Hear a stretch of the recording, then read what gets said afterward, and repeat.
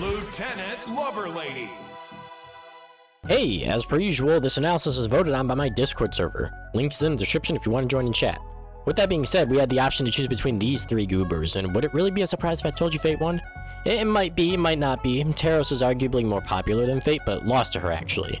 We'll get to him and Caspian another day, but let's focus on the star of the show, quite literally.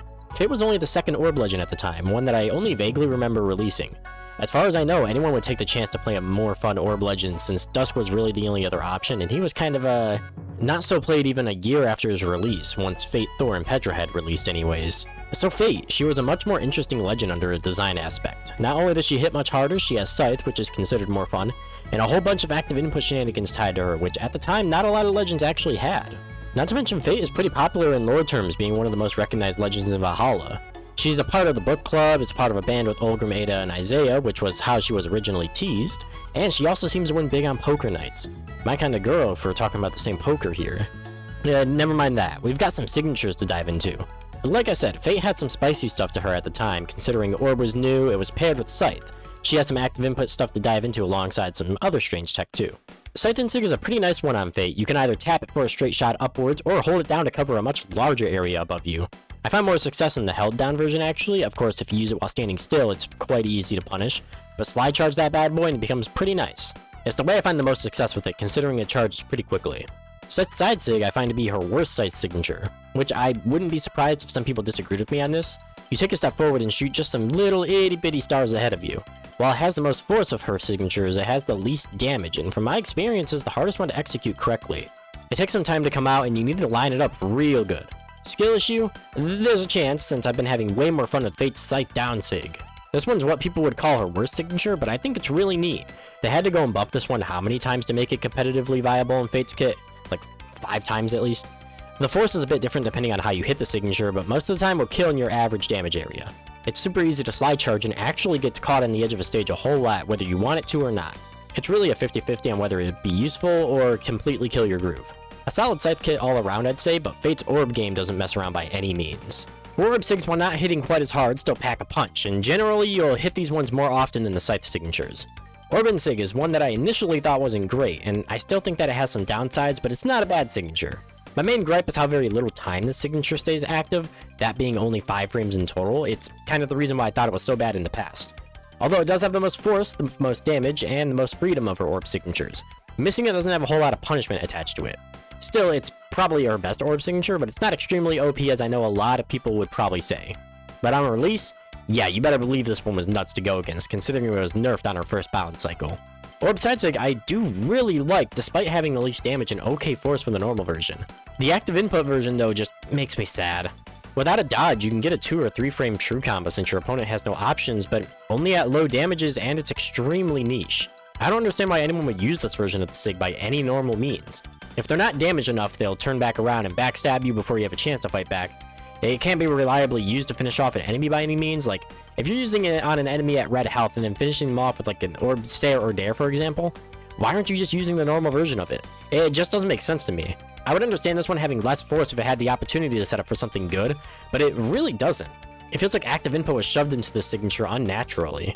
Although Orb Down Sig is a completely different case. This signature has the least force over signatures if you don't count the monstrosity that's Orb Side Sig active input, and no matter which way you send, you'll be doing the same amount of damage, same amount of force, same amount of everything. Missing it can leave you pretty vulnerable, but it's nice that you have the option to send the opponent away according to where you are on stage. Not every legend has that luxury. Overall, an extremely solid signature kit on the Orb, but would I say it's better than Fate's Scythe game? I mean, both can be extremely solid, there's better Scythe than Orb options, but if you have an itch for both, Fate works out tremendously. On to Fate's skins. She's gotten some over the last few years, so let's not hesitate by any means. God tier has Meditative Fate and Dark Arts Fate. Meditative is in my top 10 for sure, one of the best skins in the game, and Dark Arts just looks really nice, especially that hat. Pretty good tier has Default, Cosmic Feline, Headmaster, Star Commander, Cozy Sweater, and Daylight Star Magi Fate. Gee, that was a whole lot. Fate has the definition of not the best skins in the game, but I'd say above average skins. The few things that stick out is Butterscotch on Feline Fate, Star Commander's awesome theming, and Cozy Sweater's downright adorable style with the hat. All of them are fantastic though. Then in Get Out tier we have Enchantress. It's a big jump from pretty good tier to Get Out tier, and I'm sorry, but this skin's not really great. My main gripe with it is how badly Enchantress translated over from the Shovel Knight style. The Shovel Knight characters actually fit Brawlhalla's style amazingly, but Enchantress is a different case. Color swaps are very mad too. She's really the only flop in Fate skins, but otherwise they're all pretty sick.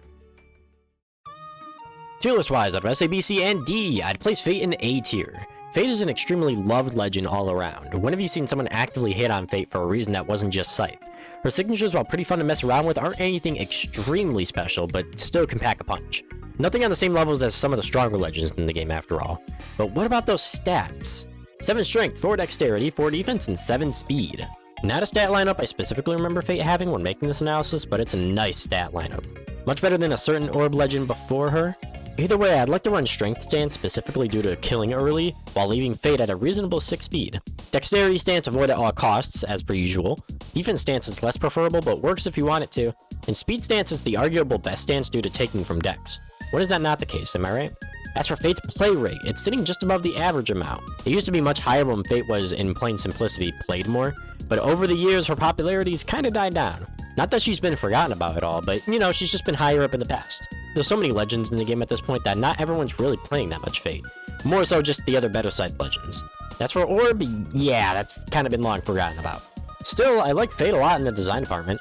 I don't have as much fun really playing her cause Scythe and Orb are 2 weapons not quite up my alley, but come on. Would you look at this face and tell me this is the face of an evildoer? Or this face even? And Butterscotch realistically carries Fate's game. Because I mean, well, come on, it's Butterscotch. Where are the Butterscotch enjoyers at? Still, she does get a lot of praise from the devs so long after her release. If you're a Fate player, you've never had to complain about getting content. I honestly can't complain about Fate's abundance of content because it definitely beats all of these goofy goopers. But what are your thoughts on the Star Speaker herself? Do you vibe with Fate, want her out of the game, or are you completely neutral on the subject? Definitely let me know, because you know I'm always curious. And if you like this content, absolutely subscribe. It's free, and I think we both know that you can unsubscribe whenever you want. And until next time, y'all remember to keep on brawling.